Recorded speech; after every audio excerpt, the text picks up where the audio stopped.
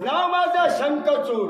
हे शंकरतोड स्वस्थान सोडीलस आणि या मृतभूमीवर येऊन प्रजाजनांना त्रस्त करण्याचं कर्तव्य तू करतोयस.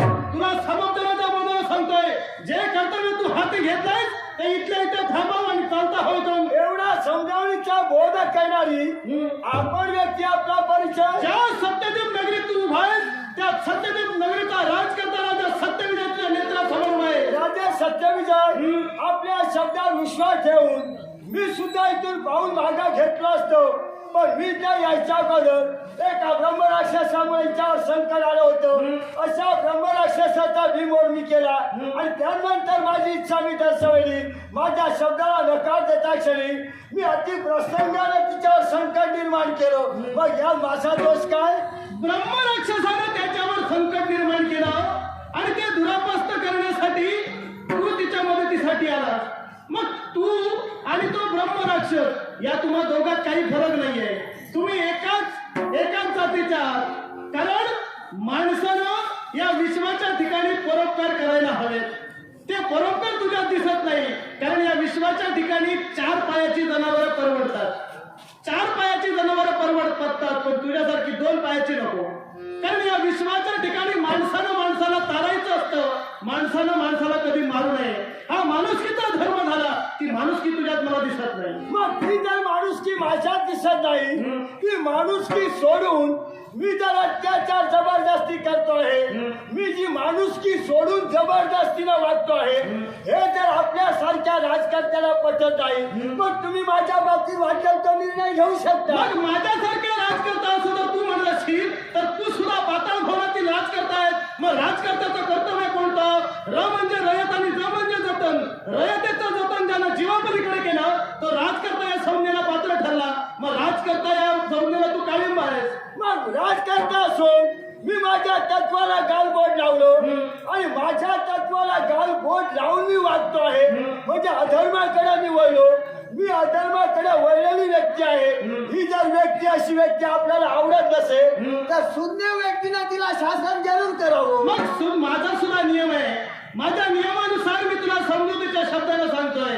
कारण माणसानं कपाळावरच्या नाजूक रेषेत आपलं भाग्य शोधण्यापेक्षा कपाळावरच्या घामात आपलं भविष्य घडवलं पाहिजे. नाहीतर त्याच्या कपाळावर हात टेकण्याची वेळ त्याच्या जीवनात कधी येत नाही. आता सुधारला तर तुझ्या प्रजेचं रक्षण तू करू शकतो. न पेक्षा असे दुर्गुण तुझ्यात भरलेलेच आहे. माझ्या प्रजेच्या बाबतीत माझ्या प्रजेच्या सुखदुःखाचा विचार तुम्ही मुळीच करू नका. तुमच्या प्रजेच्या बाबतीत विचार करा. कारण तुमच्या राज्यात येऊन असा अधर्म अत्याचार व्यक्तीची घडविते आहे. अशा व्यक्तीच्या बाबतीत निर्णय काय घेणं हे तुमच्यासारख्या क्षत्रियाचं कर्तव्य आहे. म्हणून तुला सामर्थ्याच्या बोधानं सांगितलं. कारण स्वतंत्र याचा अर्थ स्वैराचार नव्हे. जो स्वैराचारानं वावरला त्याचा शेवट हा निश्चित आहे, लक्षात ठेव. मग माझा जर शेवट परमेश्वरानं तुझ्या हाती दिला आणि तुझ्या हाताने जर मला मरण येत असेल, मी ते हसत स्वीकारीन.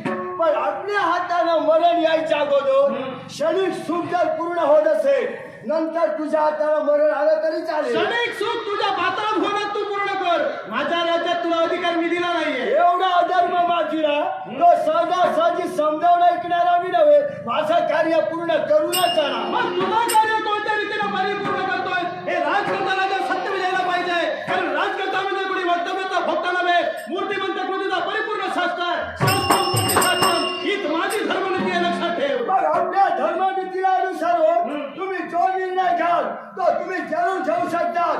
माझ्या अधर्म बुद्धीने वागून जे माझ्या बुद्धिमत्तेला पटताय तो निर्णय मी माझा घेऊ शकतो. संस्कृती, प्रकृती आणि विकृती. संस्कृतीनं वागले ते देव, प्रकृतीनं वागतो तर आम्ही मरत मानव आणि विकृतीचा अंगीकार करून नाहक प्रजांना त्रस्त करत असशील तर हा सत्याला मार्ग तुला उचित नव्हे. उचिताला मार्ग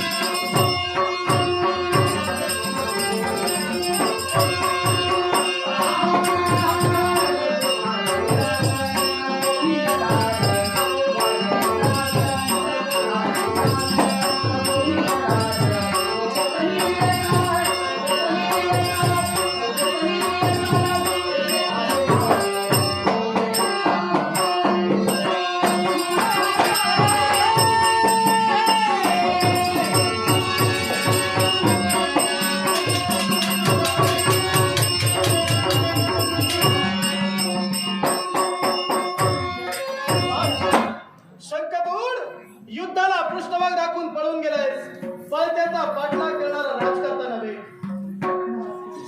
तो माझा परमेश्वर सदोदित पाठीश्रेला पाहिजे. आज आलेलं संकट तुमच्यामुळे दूर झालंय. मानावे तेवढे आभार थोडेच आहे. आभार आभार कसले? हो? ओ माझं कर्तव्य मी परिपूर्ण केलंय, याच्यात आभार ते कसले? पण तरी सुद्धा एका मागोमाग एक संकट माझ्यावरती आहे आणि माझ्या हाती जरशी आपण नाव घेतली.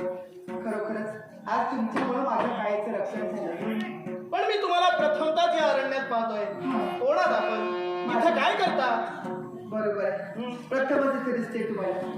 माझं नाव देवयानी. माझं राहण्याचं वसतिस्थान नगरीपूर नगरीत आणि रत्नापूर नगरीतील राजकर्ते रत्नाकर यांची मी कन्या आहे. रत्नापूर नगरीतून तुम्ही इथपर्यंत आला. हो. राजकर्ते रत्नाकर यांची कन्या हा. देवयानी अशी देवाला संज्ञा. हो. मग इथं